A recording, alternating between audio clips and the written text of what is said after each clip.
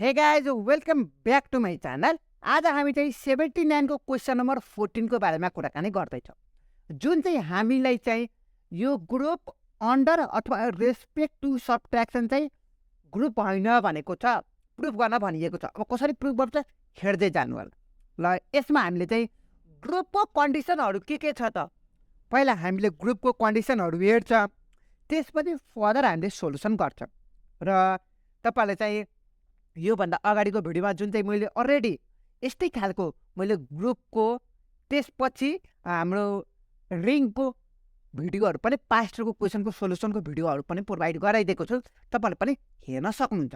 र आजको भिडियोमा हामी चाहिँ यो सबट्र्याक्सन अन्डर यहाँ हेर्नु त सबट्र्याक्सन अपरेसनको त्यो ग्रुप चाहिँ होइन भनेर प्रुफ गर्न भनिएको छ। कसरी प्रुफ गर्छ तपाईँले हेर्दै गर्नु होला।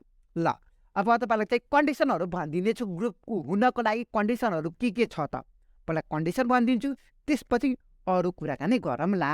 ल हेर्नु त, ग्रुप हुनको लागि हामीसँग 4वटा कन्डिसन छ। यो 4वटै कन्डिसन सेटिस्फाई भयो भने त्यो ग्रुप हो। यदि 4वटै सेटिस्फाई भएन भने ग्रुप होइन, अथवा कुनै एउटै सेटिस्फाई, जस्तै कि यो 4वटा मध्येमा यो लास्टको सेटिस्फाई भएन भने त्यो चाहिँ ग्रुप होइन। ग्रुप हुनको लागि 4वटै कन्डिसन चाहिँ सेटिस्फाई हुनैपर्छ है त। कुनै एउटा भएन भने त्यो चाहिँ ग्रुप होइन भन्न मिल्छ। ल, यो चाहिँ तपाईँलाई ख्याल गर्नु होला। ल, हामीसँग यो कन्डिसनहरू रहेको छ। आई थिङ्क यो बुकमा पनि छ, तपाईँले बुकमा पनि हेर्न सक्नुहुन्छ है त।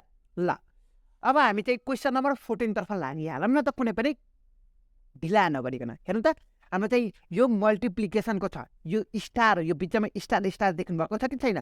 यो चाहिँ अन्डर मल्टिप्लिकेसनको छ। यो कन्डिसनहरू चाहिँ मल्टिप्लिकेसनको छ, तर यहाँ चाहिँ के को छ त हेर्नु त, यो चाहिँ अन्डर सबट्र्याक्सनको भनेको छ। तपाईँले चाहिँ कन्फ्युज नहुनु होला। यो बिचमा स्टार भएपछि तपाईँको मल्टिप्लिकेसनको अन्डर यो कन्डिसनहरू रहेको छ। अब यस्तै वेमा तपाईँको सबट्र्याक्सनको पनि हुनसक्छ।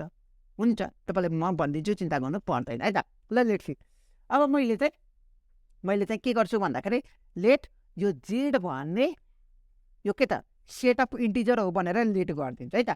ल, हेर्नु चाहिँ Z be the set of integer हो है भनेर मैले सुरुमा त लेट गर्नु पऱ्यो के अरे, होइन र? ल, लेट गरिदिएँ। अब त्यसपछि यो इन्टिजर हो भनेर मैले लेट गरिसकेपछि यो 4वटा कन्डिसन सेटिस्फाई गर्छ कि गर्दैन त्यो चाहिँ गर्छ। यदि गर्छ भने यो ग्रुप हो भन्न मिल्छ, गर्दैन भने होइन भन्न मिल्छ। ल, लेट फर्स्ट वानमा हाम्रो चाहिँ के छ क्लोजर भनेर रहेको छ। सिएल हो, क्लोजर भयो। हाम्रो चाहिँ के छ भन्दाखेरि ए र बी चाहिँ ग्रुप हो भने ए र बी कुनै दुईवटा इन्टिजर चाहिँ तपाईँको सेटभित्र पर्छ, जुन चाहिँ त्यसको मल्टिप्लाई गऱ्यो भने पनि सेटभित्रै पर्छ भनेर यो सिम्पल ल्याङ्ग्वेज हो। ल, हेरौँ त, जस्तै कि यो क्लोजरको लागि है त। ल, हेर्नुहोस् है, यो क्लोजरको लागि गर्दैछु। हेर्नुहोस् है, for all A comma B belongs to हामीले चाहिँ जेड लेट गरेको छ, जुन चाहिँ जेड हामीले ए र बी कुनै पनि इन्टिजर युएसभित्र सेट अफ इन्टिजर छ के अरे, जति पनि हुनसक्छ, कुनै पनि हामीले लेट गऱ्यो भने, कुनै पनि सपोज गऱ्यो भने त्यसको सबट्र्याक्सन अभियसली तपाईँको जेडभित्रै नै पर्छ है त। सो अब हेरौँ त, म तपाईँलाई एउटा इक्जाम्पलको थ्रु तपाईँलाई बुझाइदिन्छु है त। ल, हेर्नुहोस् है, तपाईँहरूको यो छ भने हामीले सिम्पली ए माइनस बी भने तपाईँहरूको चाहिँ ग्रुपभित्रै के अरे यो जेडभित्रै पर्छ भन्न मिल्छ। ल, हेर्नुहोस् है, म तपाईँलाई इक्जाम्पलको थ्रु बुझाइदिन्छु है त। जेड भने सेट अफ इन्टिजर। अब सेट अफ इन्टिजर भनेको अर्थ तपाईँको कति छ, जति पनि हुनसक्छ नि त, होइन र? ल, मैले इक्जाम्पलको लागि मैले ए को भ्यालु मैले चाहिँ कति भन्दाखेरि 4 सपोज गरेँ, बी को भ्यालु मैले 3 सपोज गरेँ। सपोज तपाईँको जुनसुकै लिन सक्नुहुन्छ, नो प्रब्लम हो। ल, यो 4 र यो 3 चाहिँ सेट अफ इन्टिजरभित्रै त पर्छ नि, होइन? सो यसको काम चाहिँ भयो। ल, यो भयो भने हाम्रो ए माइनस बी घटाउँदा यो ए माइनस बी जुन चाहिँ 4मा 3 घटाउँदाखेरि जति पनि एन्सर आउँछ त्यो पनि सेट अफ इन्टिजरभित्रै पर्छ भनिएको छ हो। ल, हेरौँ त, सिम्पली ए को भ्याल्यु हामीसँग 4 छ, बी को भ्याल्यु हामीसँग 3 छ, जुन चाहिँ घटाउनुहुन्छ भने अभियसली तपाईँको 1 हुन्छ, जुन चाहिँ हाम्रो सेट अफ इन्टिजरभित्रै पर्छ। यो फर्स्ट वानको काम सक्यो, क्लोजरको काम त्यही हो। जे पनि हुन्छ त्यो चाहिँ हाम्रो सेट अफ इन्टिजरभित्रै पर्छ भनेको। ल, अब हाम्रो सेकेन्ड वान एसोसिएटिभिटी कन्डिसन रहेको छ हो। ल, हेरौँ त, सेकेन्ड वान कन्डिसन एसोसिएटिभिटी रहेको छ। ल, हेर्नुहोस् है, ल एसोसिएटिभिटीले के भन्छ भन्दाखेरि हाम्रो चाहिँ यसमा चाहिँ 3वटा लेट गर्नुपर्ने हुन्छ है त। एउटा ए कमा बी कमा सी चाहिँ त्यो चाहिँ लेट गरिसकेपछि हाम्रो जेडभित्रै पर्छ है। जस्तो कि हामीले यहाँ एबी लेट गरेको छ, त्यो चाहिँ जेडभित्रैकै लेट गरेको छ। यसमा पनि तपाईँले 3वटा लेट गर्नुपर्ने हुन्छ। यो भयो भने हामीले simply A minus B minus C equals to हामीले चाहिँ A minus B minus C हो यो प्रुफ गर्न भनेको छ। यो लेट गरेको एन्सर यो र यो बराबर छ कि छैन हेर्नुहोस् है, कन्डिसन तपाईँले हेर्न सक्नुहुन्छ है त।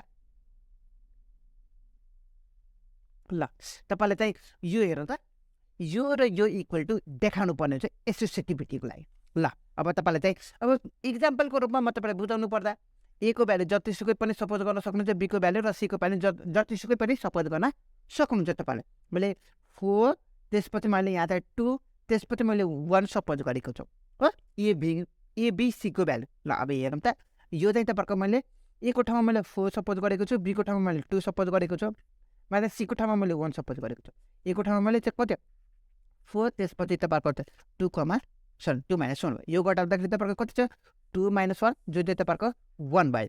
त्यसपछि यो घटाउँदाखेरि तपाईँको कति छ तपाईँको 1 भयो अनि यसको 3 भयो। अब हेरौँ त, यो 1 र 3 चाहिँ तपाईँको बराबर भयो त भएन भनेपछि हामीले यो सेकेन्ड वान कन्डिसन म्याच गरेन। हेर्नु त, तपाईँहरूको चाहिँ लेट गर्दाखेरि सपोज गर्दाखेरि तपाईँले जे पनि सपोज गर्न मिल्छ। सपोज गरिसकेपछि तपाईँहरूको चाहिँ यो र यो बराबर भयो भने बल्ल यो कन्डिसन सेटिस्फाई गर्छ। अनि यो सेटिस्फाई गरेपछि फर्दर हामीले चाहिँ थर्ड वान कन्डिसनतर्फ लाग्छ, नत्र हामीले चाहिँ लाग्न पर्दैन। यो ग्रुपको कन्डिसन अनुसार यो 4वटै मध्येमा कुनै एउटा कन्डिसन म्याच गरेन भने त्यो चाहिँ हाम्रो ग्रुप होइन भन्न मिल्छ। सो हाम्रो यो क्वेसनमा चाहिँ हामीले फर्स्ट वानको ट्राई गरेको छौँ, क्लोजर प्रोपर्टी हेऱ्यौँ जुन चाहिँ हाम्रो त्यो कन्डिसन सेटिस्फाई गरेको छ। सेकेन्ड वान कन्डिसनतर्फ लाग्यो, एसोसिएटिभिटीतर्फ लाग्यो जुन चाहिँ हाम्रो यो कन्डिसन म्याच गरेन भनेपछि हामीले चाहिँ फर्दर हामीले चाहिँ यो 2वटा कन्डिसन सेटिस्फाई भन्नुपर्छ, चेक गर्नुपर्छ भन्ने चाहिँ छैन, जरुरी चाहिँ छैन हो। ल अब हामीले चाहिँ यो हामीले एसोसिएटिभिटीबाट थाहा पायौँ कि थाहा पायौँ भन्दाखेरि यो हाम्रो अन्डर सबट्र्याक्सन चाहिँ ग्रुप होइन भन्न मिल्छ है त। ल अब यहाँ ल्याङ्ग्वेजमा लेख्न सक्नुहुन्छ। हाम्रो ग्रुप हुनको लागि मैले ल्याङ्ग्वेजको कुरा गर्दैछु है त। ग्रुप हुनको लागि हाम्रो यो 4वटा कन्डिसनहरू सेटिस्फाई गर्नुपर्ने हुन्छ। तर हाम्रो यो 4वटा कन्डिसनहरू सेटिस्फाई गर्नुपर्ने हुन्छ। तर हामीले चाहिँ यो एसोसिएटिभिटी चेक गर्दाखेरि हाम्रो यो दुइटै LHS equals to RHS satisfy गरेन। सो द्याट हाम्रो चाहिँ यो ग्रुप चाहिँ अन्डर सबट्र्याक्सन चाहिँ ग्रुप होइन भन्न मिल्छ। लास्ट टाइममा ल्याङ्ग्वेज लेख्नु होला है त। ल यति नै रहेको छ हाम्रो क्वेसन नम्बर 14 को लागि, जुन चाहिँ तपाईँको सबट्र्याक्सन अन्डर ग्रुप हो कि होइन भनेर चेक गर्न अथवा यो क्वेसनलाई चाहिँ होइन यो ग्रुप होइन भनेर प्रुफ गर्न भनिएको थियो। हामीले यो चाहिँ ग्रुप होइन भनेर प्रुफ गरिसकेको छौँ हो। ल अब के थाहा तपाईँको 78मा 2080मा चाहिँ तपाईँको चाहिँ सबट्र्याक्सनको ठाउँमा तपाईँको मल्टिप्लिकेसन एडिसन डिभाइड जेसुकै पनि दिन सक्छ। जस्तो वेमा दिए पनि तपाईँको यो कन्डिसन म्याच गर्छ कि गर्दैन चेक गर्नुपर्ने हुन्छ। यदि गर्छ भने ग्रुप हो, गर्दैन भने ग्रुप होइन भन्न मिल्छ। ल यति नै रहेको छ आजको भिडियोको लागि। अब फेरि पनि अब हामी चाहिँ अर्को भिडियोमा रेङ्कको कुराकानी गर्नेछौँ जुन चाहिँ क्वेसन नम्बर 15मा रहेको छ।